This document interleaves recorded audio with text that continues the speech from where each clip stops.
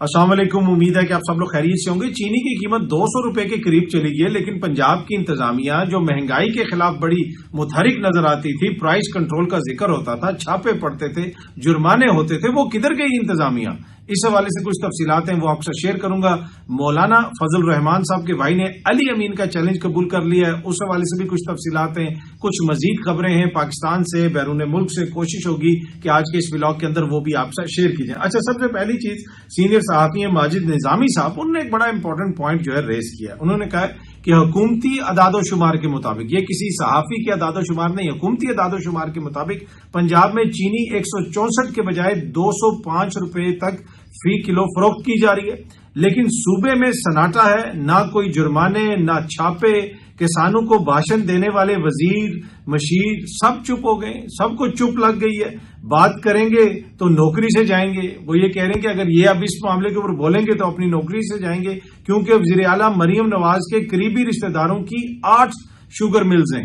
ये सीनियर सहाफी माजिद निजामी साहब ये खबर दे रहे हैं, ये बात कर रहे हैं, ये तबसरा कर रहे हैं कि भाई पंजाब में क्यों नहीं छापे मारे जा रहे, अब क्यों नहीं लोगों को पकड़ा जा रहा, क्यों नहीं जुर्माने हो रहे, क्यों नहीं उनसे पूछा जा रहा कि चीनी 164 रुपए की फी किलो आप क्यों नहीं बेच रहे। ये एक बहस है जो यकीनन चल रही है। पिछले ही दिनों ही सीनियर सहाफी मोहम्मद मालिक साहब ने खबर दी कि शहबाज शरीफ साहब चीनी एक्सपोर्ट नहीं करना चाहते थे, वो मुल्क के वजीर आजम हैं, लेकिन एक फैमिली मीटिंग के अंदर उन पर दबाव डाला गया और उन्हें कहा गया कि अगर आपने चीनी एक्सपोर्ट करने की इजाजत नहीं दी तो फिर आप बेशक इस्तीफा दे दें, आप जो है आपके वजीर आजम होने का क्या फायदा। ये बाकायदा टीवी के ऊपर मोहम्मद मालिक साहब ने खबर दी है। और अब माजिद निजामी साहब भी ये कह रहे हैं कि जनाब इनकी तो अपने फैमिली रिश्तेदारों की शुगर मिले हैं या इनके अपने लोगों की शुगर मिले हैं, जिसकी वजह से ये चीनी के मामले के ऊपर उस तरह सख्ती नहीं की जा रही है। अब चीनी के मामले पे फवाद हसन फवाद साहब जो हैं, साबिक ब्यूरोक्रेट हैं, बड़े करीबी समझे जाते हैं शहबाज शरीफ साहब के या नून लीग के, और मतलब कम से कम उस फहरिस्त में नहीं है कि जहां पे कहा जाए कि जी वो एंटी नून लीग हैं। उन्होंने भी ये क्वेश्चन उठाया हुआ है कि जी पहले चीनी को एक्सपोर्ट करने की इजाजत दी गई, अब चीनी को इंपोर्ट करने की इजाजत दी जा रही है, इसकी क्या वजह है। तो ये चीनी वाला मामला जो है ये काफी ज्यादा, जिसे कहते हैं ना, तल्ख हो गया, इसमें उतनी मिठास नहीं रही है जो हालत हुई हुई है चीनी वाले सारे मसले के ऊपर। और आप इससे देख लें कि तजर्बाकार सहाफी दानिश्वर सुबह से शाम तक ये कान आपके खा गए कि एक नाहल है, उसकी तजर्बाकारी नहीं है, उसको कुछ पता नहीं है, तजर्बाकारों की हुकूमत है, बड़े कोहना मश्क किस्म के लोग जो हैं फलाने ऑफिस में भी बैठे हुए, वो ये इंतजामिया भी ऐसे चल रही है, वजीर बड़े तजर्बाकार हैं, ये अरस्तू वहां पे शामिल है। लेकिन बुनियादी सी चीज ये है कि इनको इतना नहीं पता कि मुल्क में कितनी चीनी की जरूरत है, कितनी चीनी एक्सपोर्ट करनी चाहिए ताकि बाद में हमें इंपोर्ट ना करनी पड़े। ये बेसिक चीज ये नहीं कर सकते, बेसिक चीज। और दावे आप देखें कितने बड़े बड़े। और कल ही सोहेल बड़ाई साहब ने कहा कि बैरूनी सरमायाकारी तो छोड़ें, जो मुकामी सरमायाकार है उसने भी हाथ उठा दिए। पूरे पाकिस्तान में आप बता दें इस वक्त कोई एक ऐसी इंडस्ट्री हो जो फ्लरिश कर रही हो, जो भी कारोबारी लोग हैं वो आके, आप जाके उनसे बात कर लें, वो आके जब आपको बताते हैं उसमें हर कोई रो रहा है कि जनाब ना रियल स्टेट चल रही है, ना ये चीज चल रही है, ना वो चीज चल रही है। कोई भी इंडस्ट्री लगता नहीं है कि उसके अंदर बूम आपको नजर आ रहा है। हाँ, एक इंडस्ट्री है कि जो लोग मुल्क छोड़ के जा रहे हैं, लाखों लोग मुल्क छोड़ के जा रहे हैं, और फिर बाहर से पैसा आ रहा है इसलिए कि यहां पे रोजगार ही नहीं है, लोग बाहर जाते हैं, बाहर से कमाते हैं और वो पैसा यहां पे बेचते हैं। और उसके ऊपर भी वजीर आजम साहब के वो जनाब ऑफिशियल जो हुकूमत का अकाउंट है, वहां से ट्वीट की गई थी कि जी मैं अपनी टीम को मुबारकबाद देता हूं। भाई इसमें आपका क्या कमाल है, यहां पे जो हालत आप लोगों ने पैदा कर दी, लोग मुल्क छोड़ के बाहर जा रहे हैं, वहां पे जाके जो पैसा कमाते हैं उन्होंने अपनी फैमिली को तो भेजना ही है। तो उसमें हुकूमत का तो कोई कमाल नहीं है। हुकूमत का कमाल हो कि एक्सपोर्ट्स आपकी बढ़ जाएं, आपकी एफडीआई में इजाफा हो जाए, यहां पे अरबों डॉलर की इन्वेस्टमेंट आ जाए। जो सारे दावे किए गए थे वो किधर हैं? अच्छा, कल किसी ने कमेंट किया हुआ था हमारी वीडियो के ऊपर और वो हमने पढ़ा तो फिर उसको देखा, और उसमें वो उन्होंने बताया कि जनाब कि 1990 में जो 35,000 हांगकांग का जो डॉलर था वो पाकिस्तानी 1 लाख रुपए बनते थे। 35,000 हांगकांग के डॉलर पाकिस्तानी 1 लाख रुपए बनते थे, और 2025 में सिर्फ 2700 हांगकांग के डॉलर से 1 लाख पाकिस्तानी बनते हैं। तो अब 2010 तक की तो मैंने कीमतें चेक की, उसमें भी काफी ज्यादा फर्क था। थोड़ा सा मैं और पीछे भी गया, उसकी काफी फर्क था। 1990 का एग्जैक्ट रेट तो मुझे नहीं मिला, लेकिन मुझे एग्जैक्ट रेट पता है जो पाउंड का रेट होता था। पाउंड का रेट चंद रुपए होता था, पाउंड इस वक्त 400 रुपए के करीब पहुंचा हुआ है, बरतानवी पाउंड। تو اس سے میں اندازہ لگا سکتا ہوں کہ یہ یقیناً جو ہے یہ چیز ایسی ہی ہوگی، اس کے آگے پیچھے ہی ہوگی۔ اس سے آپ معاشی ترقی کا اندازہ لگا لیں پاکستان کی۔ ہم نے خود اپنی زندگیوں میں 25-28 روپے کا پاؤنڈ دیکھا ہے، جو برطانوی پاؤنڈ ہے، اور اب وہ برطانوی پاؤنڈ جناب 375 روپے کا اور کبھی 380 روپے کا۔ تو یہ ہے پاکستان کی ترقی کی شرح اور پاکستان کی ترقی کی حالت۔ اور یہاں پہ بہت ساری حکومتیں آئی ہیں، بہت ساری حکومتوں نے کام کیے ہیں، کسی ایک کو قصوروار ٹھہرانا تو مناسب نہیں ہوگا، لیکن زیادہ تر اقتدار میں کون لوگ رہے ہیں؟ یہی لوگ رہے ہیں۔ کون اکانومی چلاتا رہا ہے؟ یہی لوگ چلاتے رہے۔ 90 کی دہائی سے یہ لوگ جو ہے حکومتوں میں ہیں، اور اس کے بعد جو حالت ہے وہ ہمارے سامنے ہے۔ اچھا، ویسے یہاں پہ مختلف حکومتوں نے مختلف کام کیے۔ KPK کے اندر عمران خان صاحب کی حکومت نے پولیس ریفارمز کی، ان کا بڑا چرچا تھا۔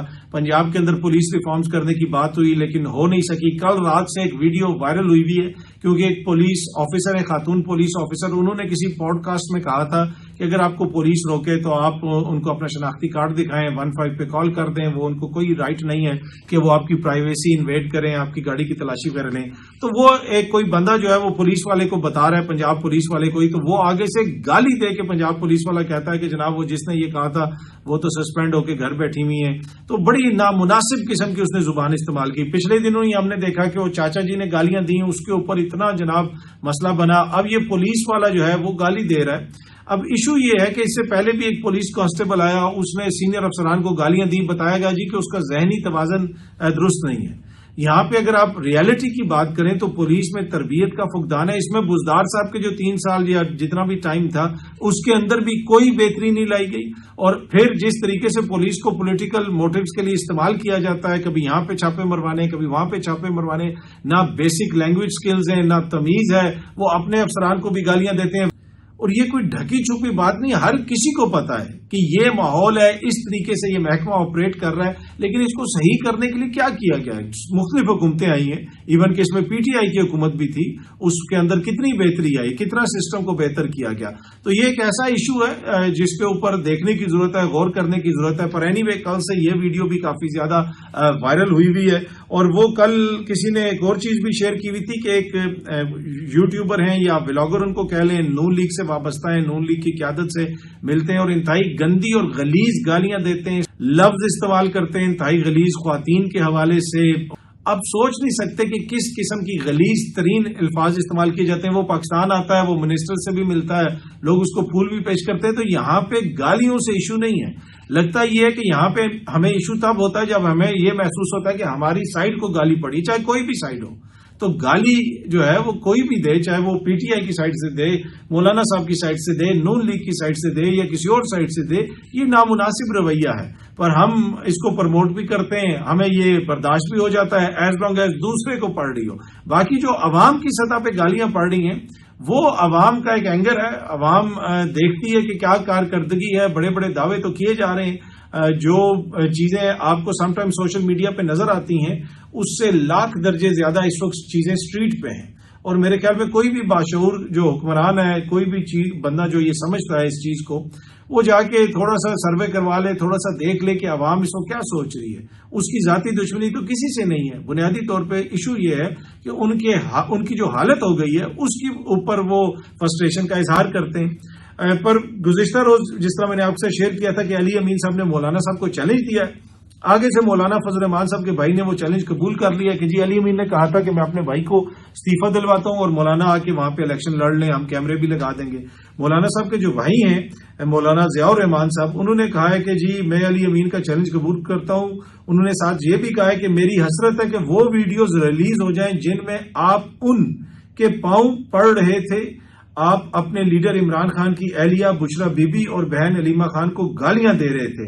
عمران خان کی رہائی کی تحریک کو آپ نے خود ناکام بنایا، ورکرز کو چھوڑ کر پشاور چلے گئے۔ یہ مولانا ضیاء الرحمان صاحب علی امین صاحب کے حوالے سے کہہ رہے ہیں۔ آگے سے علی امین صاحب کا بھی اس کے اوپر رد عمل آیا ہے۔ اب سے کچھ دیر پہلے انہوں نے کہا ہے کہ جی ضیاء الرحمان کو اپنے سیاسی قد کاٹ کا اندازہ ہونا چاہیے. میرے بھائی کے مقابلے میں سوچنا بھی اس کے بس میں نہیں. اسلام کے نام پر سیاست کی اور اسلام آباد کی طلب کی. کہہ رہے ہیں کہ جی اسلام کے نام پہ سیاست کرتے ہیں اور اسلام آباد میں عہدوں کی ان کو طلب ہوتی ہے. عوام آپ سب کو پہچان چکے ہیں، اس لیے آپ لوگوں کی ضمانتیں ضبط ہوئیں. ہم نے مولانا کو خیبر پختونخوا سے باہر نکالا، وہ پشین میں چھپ کر سیاست کر رہے ہیں اور وہاں سے جا کے منتخب ہوئے. آپ لوگوں نے اقتدار کے مزے لوٹے لیکن کبھی آبائی علاقوں میں کچھ نہیں کیا. آپ لوگ تو کرپشن کے بادشاہ ہیں، ہر ادارے اور حکومت کو مال بنانے کا ذریعہ بنایا. آپ حکومت میں اتحاد بنا کر بیٹھ جاتے ہیں. 26ویں آئینی ترمیم میں بھی آپ لوگوں نے جو ہے اپنا کردار ادا کیا، آپ کی مرضی سے 26ویں آئینی ترمیم منظور ہوئی.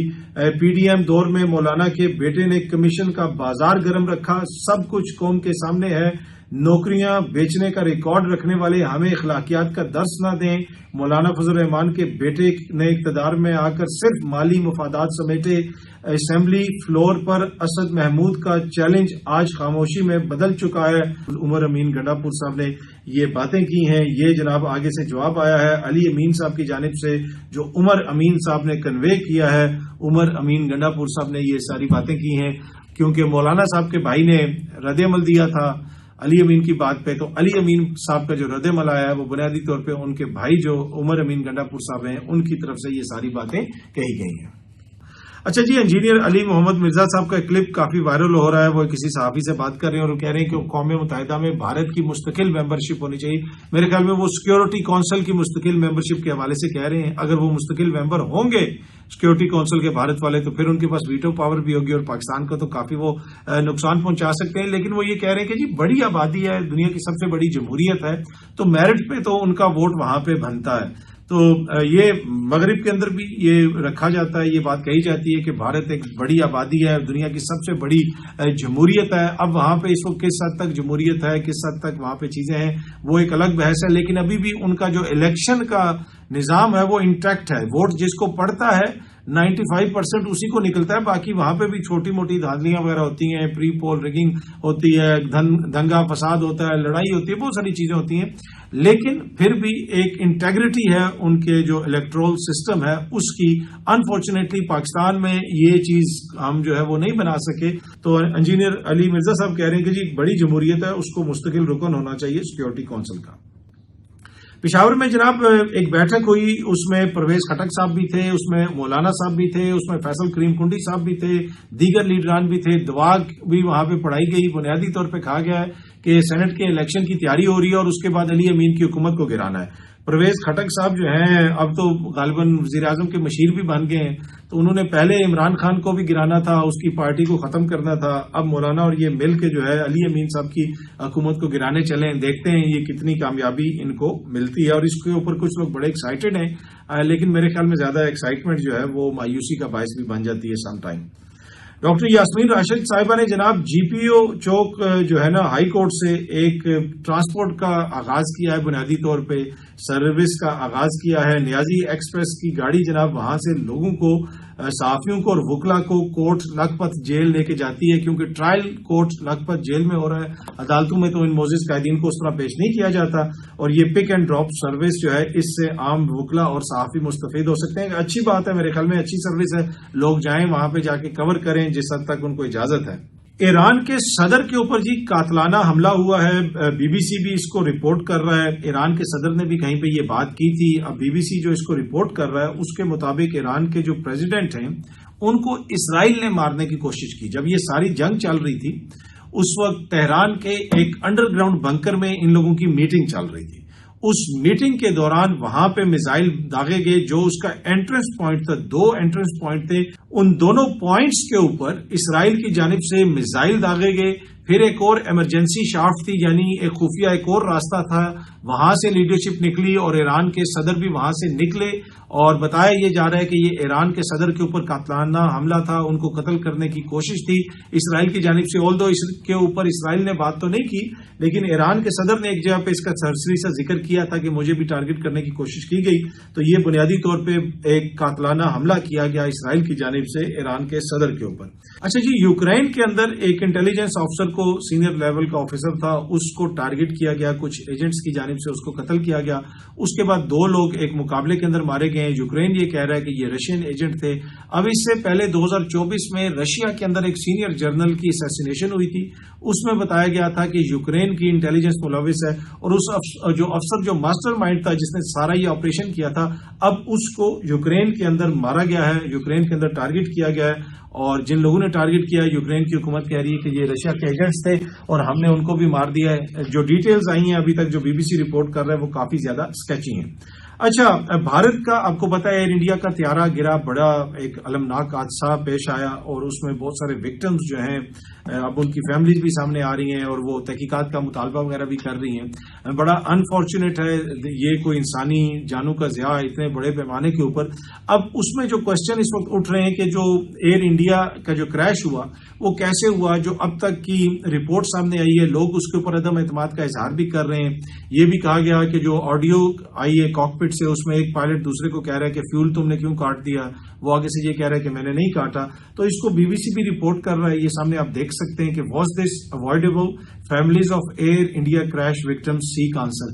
کیا یہ ایسا حادثہ تھا جس سے بچا جا سکتا تھا؟ جو فیملیز ہیں وکٹمز کی وہ یہ کوشچنز اٹھا رہی ہیں اور انہوں نے کہا کہ جو پہلی اب تک کی رپورٹ ہمارے سامنے آئی ہے اس رپورٹ کو دیکھا جائے تو اس میں کوئی ایسی چیز نہیں ہے کہ جس سے ہم مطمئن ہوں. اگر آپ اس BBC کی خبر کو دیکھیں تو اس میں فیملیز بتا رہی ہیں کہ رپورٹ ایسے لگتا ہے کہ کوئی جناب اسکرپٹ ہے یا کوئی جو ہے بالکل لکھی لکھائی ایسی چیز ہے کہ جو بڑی سوچ سمجھ کے لکھی گئی ہے, حقائق کو دیکھ کے نہیں لکھی گئی بلکہ ویسے مختلف چیزوں کو سامنے رکھ کے مفادات کو سامنے رکھ کے لکھی گئی ہے. اس کے اوپر وہ کوشچن اٹھا رہے ہیں. اس کو اگر آپ پڑھیں تو اس میں جو ایک فیملی ہے وکٹم کی وہ یہ کہہ رہی ہے کہ when the report was finally released early on Saturday in India, he read it carefully and only to be disappointed by what he said reads like a product description. کہ ایک ڈسکرپشن سی دی ہوئی ہے, کوئی سمجھ نہیں آ رہی کہ کوئی پروڈکٹ کی ڈسکرپشن ہے. کوئی بتائیں, وجوہات بتائیں, چیزیں بتائیں کیسے ہوا.